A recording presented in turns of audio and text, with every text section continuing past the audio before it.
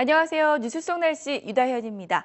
우리나라의 5번째 다목적 실용 위성 아리랑 3A호가 지난달 우주로 올라갔습니다. 지금까지 운영 중인 위성 중 해상도가 가장 좋은 것은 물론 적외선 센서가 처음으로 탑재돼서 야간 촬영은 물론 산불 감시나 또 열섬 현상 관측 등 활용도도 높은데요. 자세한 이야기는 취재 기자와 함께 나눠보도록 하겠습니다. YTN 사이언스 양회영 기자 나와 있습니다. 안녕하세요. 네, 안녕하세요. 네, 지난달 아리랑 3A호가 러시아에서 발사가 됐는데요. 양 기자가 직접 그 현장에 다녀오셨죠? 네, 그렇습니다. 네, 그 당시 현장 분위기 어땠나요? 네, 지난달 26일 아리랑 3A호가 러시아에서 성공적으로 아주 발사가 됐었죠. 러시아 현지 시각으로 발사 시각이 새벽 3시 8분이었습니다. 이 야스니 발사장은요, 러시아의 수도 모스크바에서 1,800km 떨어진 곳에 위치해 있는데요. 지난해 아리랑 5호를 발사한 곳이기도 합니다. 야스니 발사장은 지금까지 상업 발사를 한 20번 넘게 진행을 하는 동안 100%의 성공률을 보였는데 네. 이번 새벽 발사 그리고 겨울 발사는 아리랑 3A호가 처음이었습니다. 이 차분한 분위기 속에서 발사에서부터 위성 분리까지 아주 순조롭게 진행되면서 성공을 알렸고요. 이 드네프르 발사체에 실려서 우주로 올라간 아리랑 3A호는요. 발사 15분 뒤에 위성이 성공적으로 분리해 우주 궤도에 안착했고 발사 32분 뒤에는 남극에 위치한 트롤 지상국과의 첫 교신을 통해서 통신 장비가 정상적으로 작동되는 것도 확인했습니다. 그리고 발사 5시간 57분 후죠. 한국 시간으로는 1시 정도였는데 오후 1시 정도였는데요. 네. 대전 지상국과의 교신을 통해서 최종 발사 성공까지 확인했습니다. 현재 아리랑 3A호는요, 지상 528km 궤도에서 지구를 돌면서 최대 6개월 동안의 이 시험 운영에 들어간 상태입니다. 네. 그런데 아리랑 3A호가 3차례 발사가 지연이 됐었잖아요. 네. 혹시 뭐 위성에 특별한 문제가 있었던 건 아니었나요? 네, 특별히 위성에 문제가 있었던 것은 아닙니다. 이 3A호 위성 자체에는 문제가 전혀 없었는데요. 이번 아리랑 3A호의 발사 지연은 사실 기술적인 문제라기보다는 발사를 진행하는 러시아의 국제적 문제 때문이었습니다. 우리나라는 아직 실용급 위성을 쏘아 올릴 만한 발사체 기술이 없는 상태인데요. 때문에 이 아리랑 3A호의 발사 역시 러시아 발사체 드네프르를 이용해서 또 러시아 발사장에서 이루어질 수밖에 없었습니다. 그런데 계약 당시와는 이 국제 상황이 달라지고 지난해 러시아와 우크라이나 간의 영토 분쟁이 벌어지면서 발사 준비에 차질이 생기게 된 건데요. 러시아 야스니 발사장에서 발사됐던 아리랑 5호도 지난 2011년에 발사를 하려고 했었으나 네. 이 러시아 정부와 용역업체 사이에 이견이 생기면서 발사가 2년 정도 연기된 바도 있었죠. 현장에서 직접 취재를 한 입장에서는 이 아리랑 3A호가 성공적으로 발사된 일 분명 축하하고 기뻐할 일이었습니다. 하지만 우리 발사체가 없어서 다른 나라에 의존을 해야 한다는 점이 굉장히 아쉬움으로 남았고요. 네. 그러면서 현장 기자들이나 현장 연구진들도 한국형 발사체 개발이 빨리 필요하다 이런 것들에 대한 이야기도 함께 나눴습니다. 네.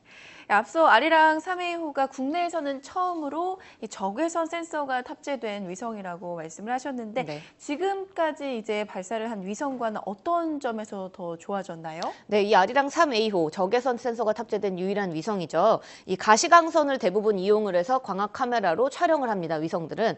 근데 이번에 이 3A호 같은 경우에는요, 이 적외선 센서를 이용하는데요. 그러면 이 빛이 없는 상태, 그러니까 가시광선이 아닌 상태에서도 촬영이 가능하게 되는 거죠.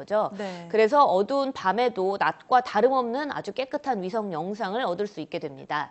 또 이 산불을 감시하거나 아무래도 이 적외선 센서가 열을 감지하기 때문에 네. 산불을 감시하고 또 도심의 열섬 현상을 관측하는 등에서도 적외선 센서를 아주 다양하게 활용할 수 있고 그만큼 이 가능성도 굉장히 클 것으로 봅니다.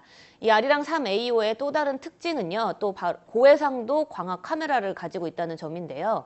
이 아리랑 3A호가 다른 아리랑 위성들보다 또 낮은 고도에서 이 낮은 고도 528km의 고도를 돌면서 네. 하루에 이 지구를 15바퀴 이상 정도 돌게 됩니다.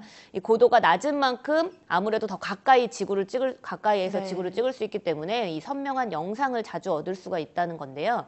이 지구에서 지상에 있는 55cm의 물체를 식별할 수 있을 정도의 아주 고해상도를 가지고 있습니다. 이 낮은 고도를 돌다 보면은 아리랑 3A호는 굉장히 빠른 속도로 지구를 돌 수밖에 없는데요. 네. 이 고해상도의 영상을 얻기 위해서는 이미지 처리 속도가 굉장히 중요한데 아리랑 3호, 전에 발사됐던 아리랑 3호보다 그 처리 속도를 약 30% 정도 높였다고 합니다.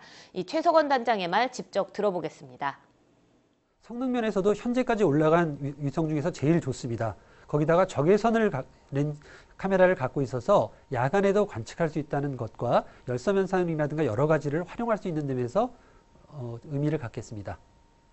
예, 그래서 이 아리랑 3A호는요, 다목적 실용 위성인 만큼 국토 관측과 기후 관측, 또 자연 재해와 감시, 우주 물질 정보 등의 다양한 이 정보들을 수집하면서 다양하게 용도로 활용될 것으로 보입니다.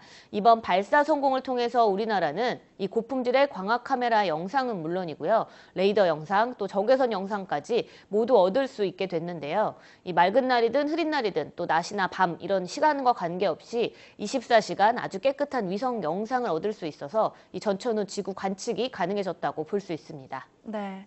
아리랑 3A호와 같은 인공위성 개발은 대부분 이제 국가 주도로 이루어지게 되는데 네. 이번에는 좀 달랐다고요? 네, 그렇습니다. 이 정부 출연 연구기관이죠. 이 항공우주연구원이 그동안 국가 관련된 이 인공위성 개발을 사실 주도해 왔습니다.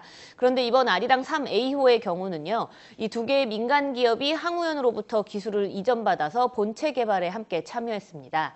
이 처음으로 공공위성의 개발에 민간 기업이 주도적으로 참여했다는 점에서 큰 의미를 갖는다고 볼 수 있는데요. 이 아리랑 3A호가 발사에 성공을 했고 운용 역시 이번에 성공적으로 유지되고 있는 만큼 우리 우주산업체의 기술력이 이 세계 시장에서 확인이 됐다 이렇게 볼 수도 있습니다. 그럼 조광래 항공우주연구원장의 말 직접 들어보시겠습니다.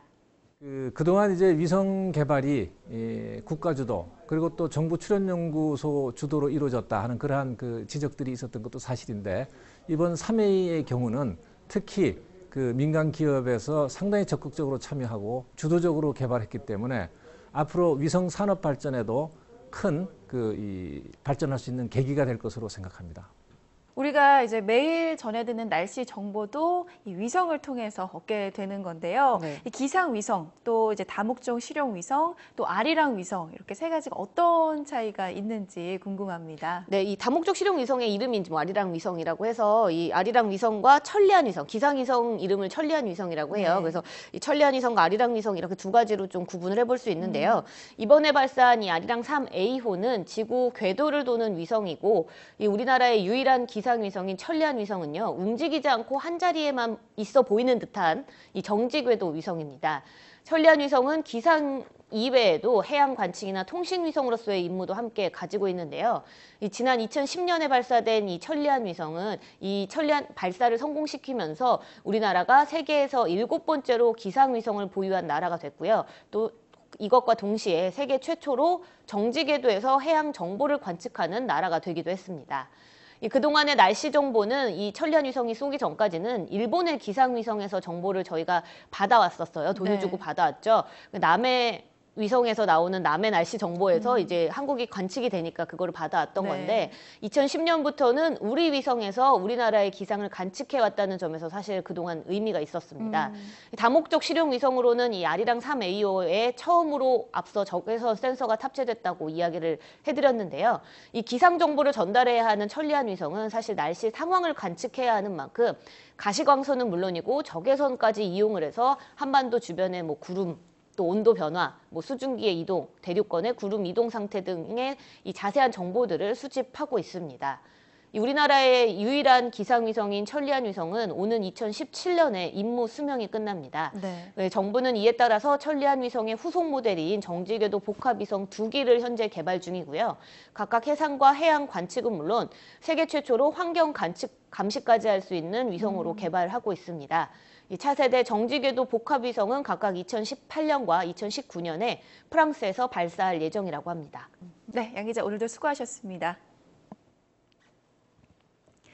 이번 아리랑 3A호의 발사 이후 2년 동안 우리나라는 위성이나 발사체 발사 계획이 없습니다. 겉으로 드러나는 우주 이벤트는 없겠지만 우주 개발 사업은 계속될 텐데요. 민간 기업 주도로 개발될 아리랑 6호와 천리안 후속 위성 등 차세대 위성 개발은 물론 한국형 발사체 개발까지 멀리 보고 차근차근 준비해야겠습니다. 오늘 뉴스 속 날씨 준비한 소식은 여기까지입니다. 시청해주신 여러분 고맙습니다.